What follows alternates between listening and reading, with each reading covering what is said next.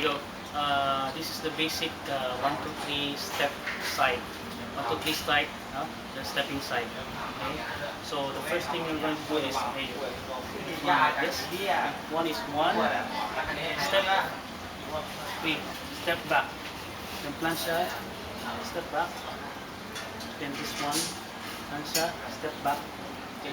Or instead of plancha like that, you do it up 1, 2. Okay. 1, 2. Or you can do it 1, 2. Okay. Slicing.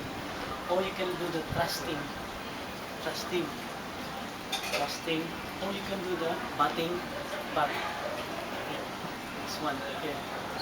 Or the stepping can be combined with front instead of back. Okay, front. Okay, then front. Then step up to front. Or you can combine that with moving forward instead of moving sideways. Or moving backwards. Instead of moving sideways here, you can move forward. Instead of moving sideways here, you can move backwards. Like that. So that is called a combination. Okay.